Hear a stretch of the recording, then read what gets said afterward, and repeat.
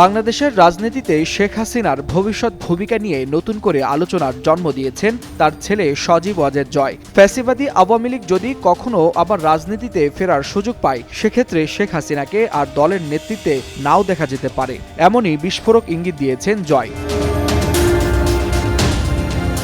কাতার ভিত্তিক আন্তর্জাতিক সংবাদ মাধ্যম আল জাজিরাকে দেয়া এক দীর্ঘ সাক্ষাৎকারে জয় জানান, শেখ হাসিনা রাজনীতি থেকে অবসর নেয়ার কথা ভাবছেন। তার ভাষায়, বয়স ও দীর্ঘ সময় নেতৃত্ব দেওয়ার পর স্বাভাবিকভাবেই এটি তার শেষ অধ্যায়ের দিকেই যাচ্ছে।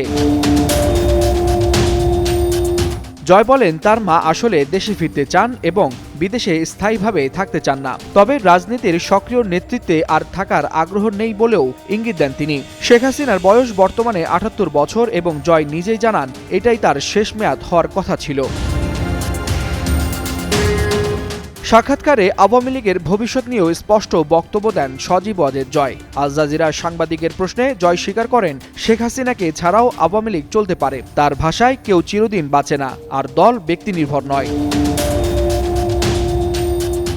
২০২৪ সালের ৫ আগস্ট ছাত্র জনতার অভ্যুত্থানে ক্ষমতা হারানোর পর দেশ ছেড়ে ভারতে আশ্রয় নেয় শেখ হাসিনা। পরবর্তীতে মানবতা বিরোধী অপরাধের মামলায় আন্তর্জাতিক অপরাধ ট্রাইব্যুনালে তার মৃত্যুদণ্ড ঘোষণা করা হয়। বর্তমানে মোহাম্মদ ইউনূসের নেতৃত্বাধীন অন্তর্বর্তী সরকার আওয়ামী লীগের রাজনৈতিক কার্যক্রমে নিষেধাজ্ঞা দিয়েছে, ফলে আসন্ন ত্রয়োদশ জাতীয় সংসদ নির্বাচনে অংশ নিতে পারছে না দলটি।